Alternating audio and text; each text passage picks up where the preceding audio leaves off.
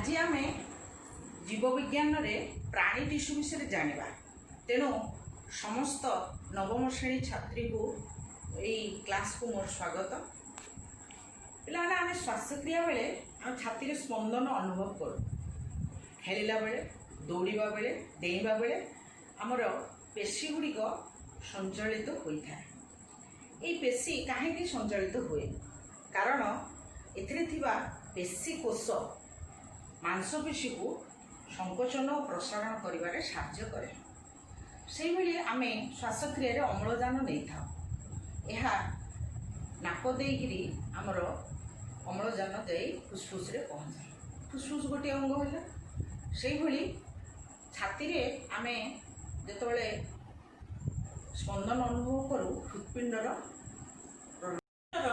संकोचन प्रसारण फल रक्त अम्लजान नहीं कोष रे पहुँचे एवं रेचन प्रक्रिया द्वारा यकृत और वृकक आमर शरीर वर्ज्य वस्तु को निष्कासित करें। पिला माने आम शरीर होउथिबा कार्य को जो अंग गुड़िक करुछंती ताहार टिश्यू गुड़िक आम आज जानिबा। से टिश्यू गुड़िक तार कार्य को आधार करी यह चारि भाग में विभक्त कराई जायछि। फर्स्ट है एपिथेलियल संयोजक पेशी टिश्यू स्नायु टिश्यू। आम आज प्रथम एपिथेलियल टिश्यू विषय जानिबा।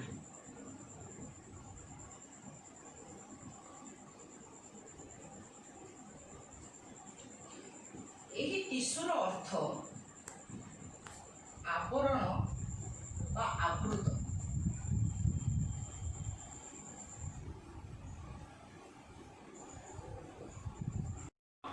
शरीर को आमर बाहर घोड़े रखी था समस्ते देखुच एवं बाहर परी भीतर पटु मध्य चर्म आम प्रत्येक अंग को घोड़े रखी था जेपरी वृकक मूत्रनलिका खाद्य नलीर भीतर पाख एवं मुखगहर पृष्ठतर ये आम यही प्रकार टिश्यू को पाइबा।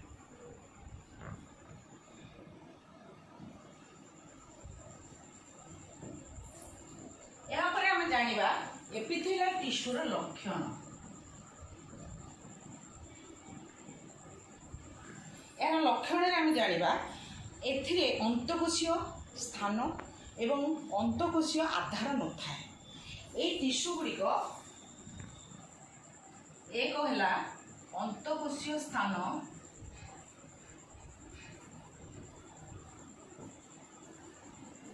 और आधार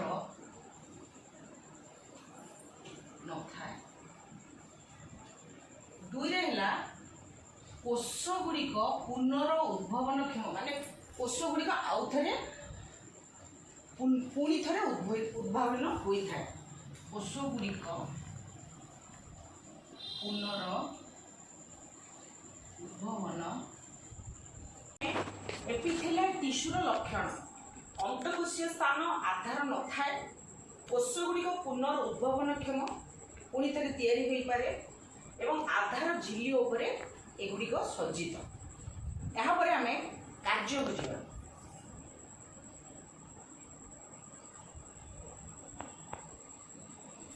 आम शरीर को जलक्षय आघात बाह्य रोग जलक्षय आघात बाह्य रोग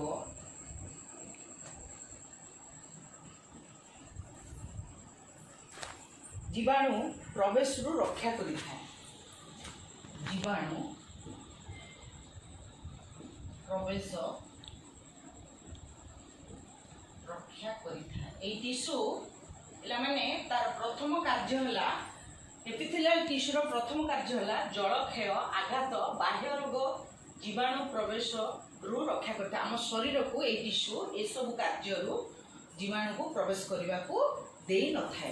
यह व्यतीत तार द्वितीय कार्य है शोषण रेचन शोषण रेचन क्षरण एवं शोषण कार्य शोषण रेचन क्षरण शोषण ଓ ସ୍ନାୟୁବିକ ଆବେଗ ଗ୍ରହଣ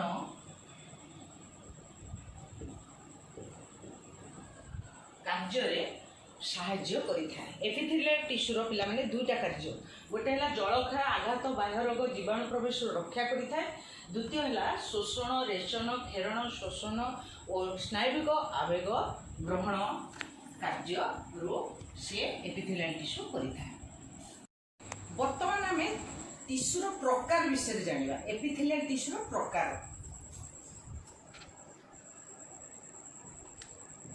ଗଠନ ଦୃଷ୍ଟିରୁ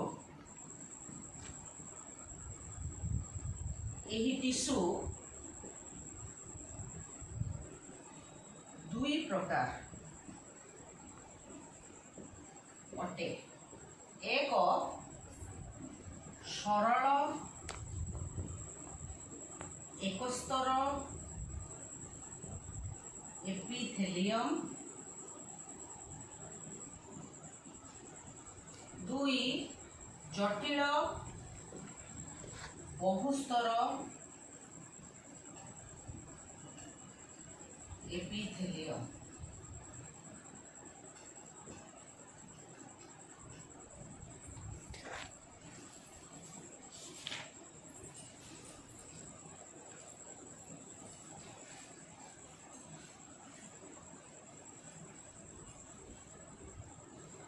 सरल एकस्तर एपिथेलियम चारि भाग रे विभक्त। स्क्वामस,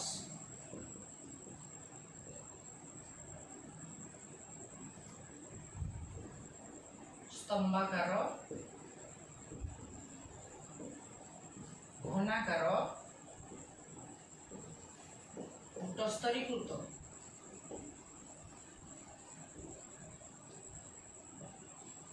पिलाने सरल एकस्तर एपिथेलियम दुई भाग रे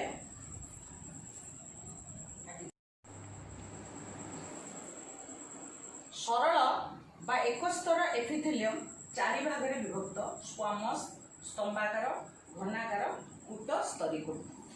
वर्तमान आमे स्क्वामस विषय जानिबा।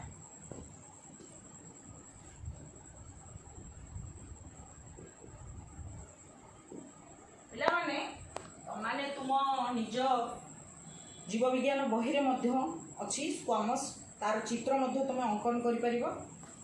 एई टिश्यू गुड़िकर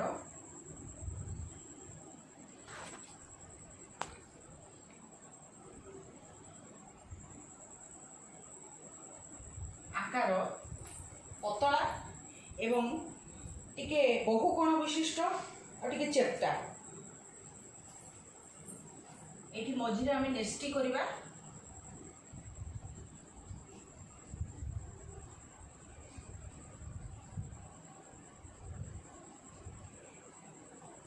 एहार आधार बा मैट्रिक्स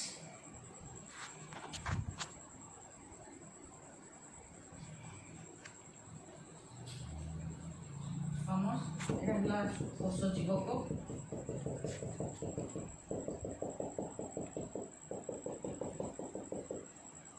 एसटी कोष जीवक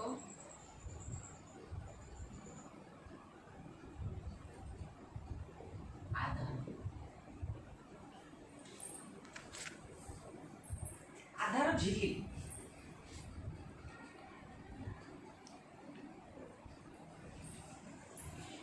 এই টিস্যু পতলা এবং বহুকোণ, পতলা ও বহুকোণ বিশিষ্ট।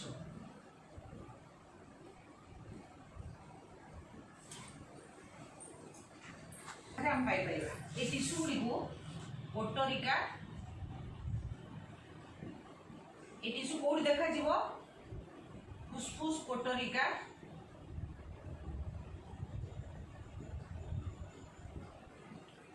खाद्य नळीर भीतर पाख,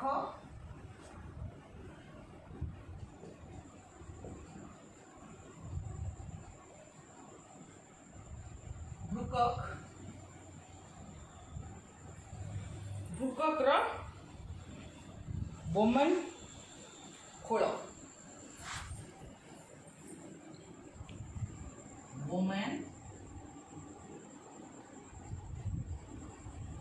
ଏ ଟିସୁ ଆମେ ପାଇବା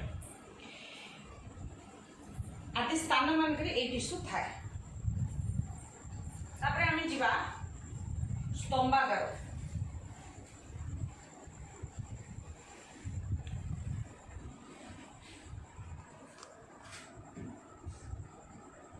वर्तमान स्तंभागार टिश्यू विषय जानिबा एई भली तुमा माने नेस्टी स्तंभागार टिश्यू को अंकन करिवो आधार स्तंभ एई टिश्यू स्तंभ भली पिलार परिकी देखिया एहार उच्चता अधिक टिश्यूटा लंबाड़िया टिश्यू गुड़िक लंबाड़िया उच्चता अधिक चौड़ा कम ए टिश्यूर चौड़ा कम उच्चता अधिक प्रस्थ कम स्तंभ भली आकार ए टिश्यू गुड़िक बहुत सिलिया थाए एवं ए गुड़िक कौटी देखा जाती आम खाद्य नली पाकस्थली एवं ग्रहणी एगुड़ी पाखे आम ये टिश्यू को पाइपर आर काम है ये टिश्यूर कार्य है घेरण और शोषण घेरण खाद्य जो खाऊचे आमे ताको शोषण करिवो एवं ताको भांगिकी सरलीकृत करिवो ए टिश्यू केते प्रकार घेरण और शोषण कार्य रे ए टिश्यू भाग नै थाए या परे आमे जिबा घनाकार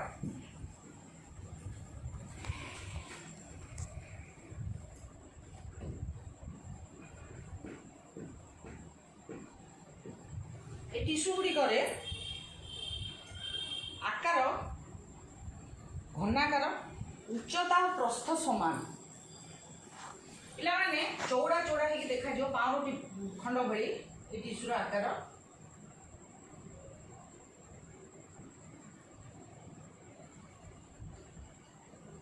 ये तुम आंकब ये कोष जीवक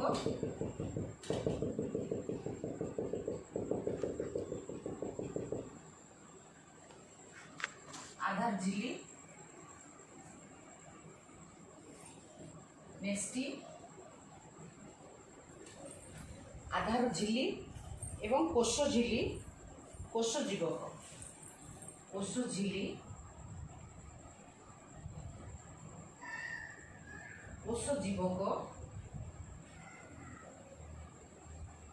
आधार झिल्ली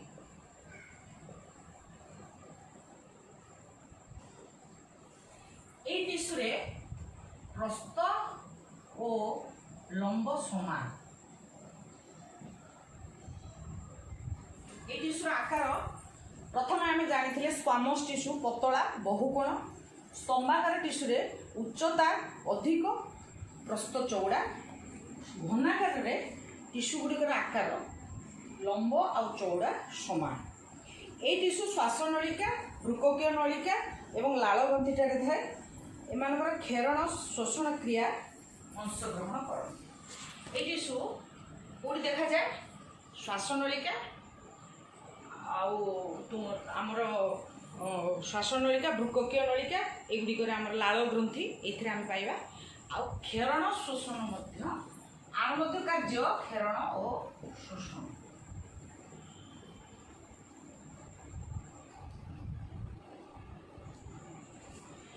आसवा कूटस्तरीकृत ए टिश्यू गुड़िकर स्तंभाकार कोष गुड़िक असमान बहुस्तर विशिष्ट एगुड़ाक जटिल कूटस्तरीकृत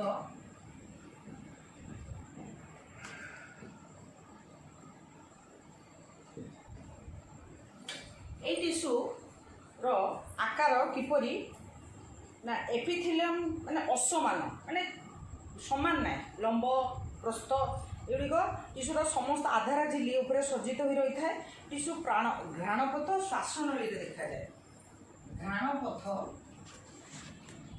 और श्वासनली देखा जाए। ये टिश्यूर सब असमान था आकार सब असमान।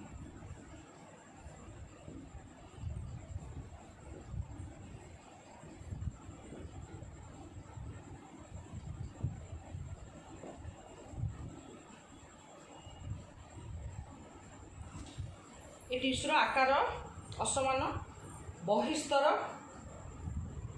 कूटस्तरीकृत एपिथेलियम। ये तुम देख पिला माने यार असमान आकार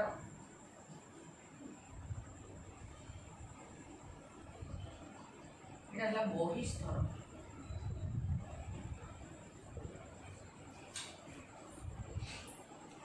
म्यूकस अन्य तरल पदार्थ आम शरीर जो म्यूकस आउ अन्य तरल पदार्थ बाहर टिश्यू साहाय्य करे। म्यूकस और अन्य तरल पदार्थ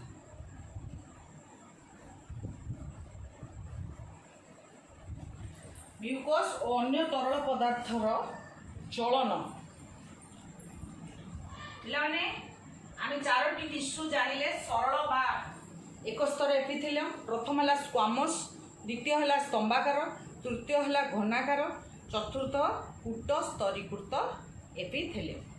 स्क्वामस आम जानिले यह पतला एवं बहुगुण विशिष्ट। स्तंभाकार उच्चता अधिक प्रस्थ कम। घनाकार आम जानिले यार प्रस्थ और लंब समान। आधार झिल्ली उपरे समस्त टिश्यू आधारित। समस्त टिश्यू नेस्टी अच्छी कोषजीवक अच्छी एवं जो कूट स्तरीकृत यार आकार ये टिश्यू गुड़िकर आकार असमान। यार घ्राणपथ और श्वासनली ठारे याकू आम पाइबा कूट स्तरीकृत एपिथेलियल टिश्यू। कार्य है म्यूकस एवं आम शरीर तुमने जानिच म्यूकस है नाल से नाल और विभिन्न तरल पदार्थ आम शरीर जो चलन करे ये टिश्यूर साहाय्य होता है। द्वितीय टिश्यूटी आम सरल विषय आलोचना कले किंतु जटिल बा बहु स्तर विशिष्ट आउ तार विभक्तिकरण हुई ना।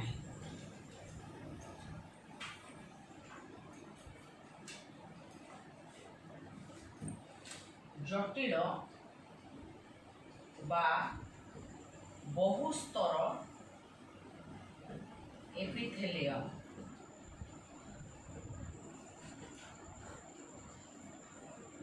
यार विभक्तिकरण होनी। एकाधिक स्तर यार अच्छी। ए टिश्यू अधिचर्म, खाद्य नली, श्वासनली, स्वेद ग्रंथि, विभिन्न ग्रंथि यही टिश्यूर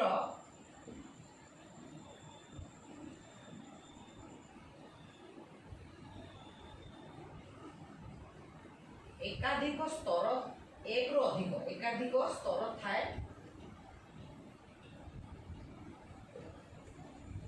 अवस्थिति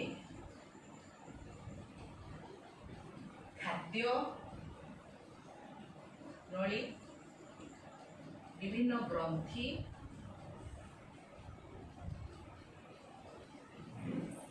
श्वासनली, स्वेद ग्रंथि, श्वासनली, स्वेद ग्रंथि,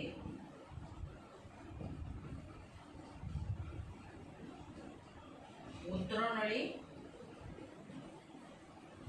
ठारे आमे एई जटिल बा बहुस्तर एपिथेलियम टिश्यू पाई परिबा। पिला माने आजिर अधिवेशन ये शेष है। आमे आज प्राणी टिश्यू विषय जानिले। प्राणी टिश्यू कार्य को आधार करी यह चारि प्रकार एपिथेलियम, संयोजक, पेशी एवं स्नायु। मु तुमको आज एपिथेलियल टिश्यू विषय आलोचना कली। धन्यवाद।